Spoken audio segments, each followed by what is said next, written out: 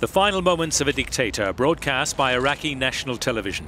Saddam Hussein ruled his people with an iron fist after becoming president in 1979, before being toppled by a US-led invasion in 2003. A special court sentenced the dictator to hang. One of his crimes was the massacre of Kurds in Halabja in 1988. An estimated 5,000 perished when the city was bombed with chemical weapons. He was executed in December 2006. I don't think that the execution per se is the reason why the society is so vulnerable today in terms of security, but also in terms of political stability. Even if Saddam Hussein had not been executed, we would be today in a situation very similar to that. The families of victims of Saddam Hussein's regime and Shiites, who also suffered under his rule, took to the streets and danced with joy after the dictator's hanging.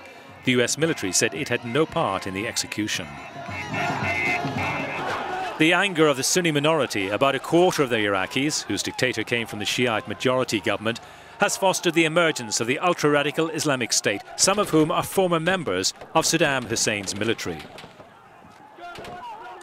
I also think that a large proportion of the population, which is now in the Sunni triangle under the attack of various militias, Shia militia, Kurdish troops, even Turkish groups, they are looking at the Islamic State as in a more positive way than they would have done before.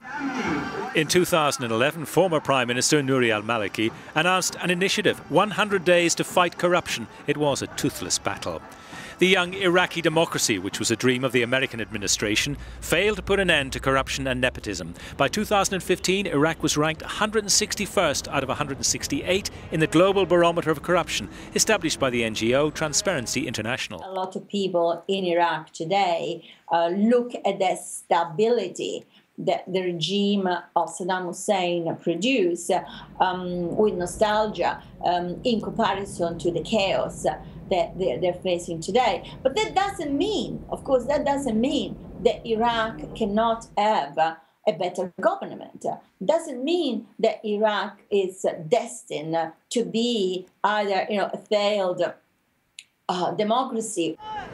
10 years after the execution of Saddam Hussein, the country is stifled by bureaucracy, conflicts and corruption. And the offensive against the so-called Islamic State has plunged the country into seemingly permanent turmoil, with an increase in the number of displaced people.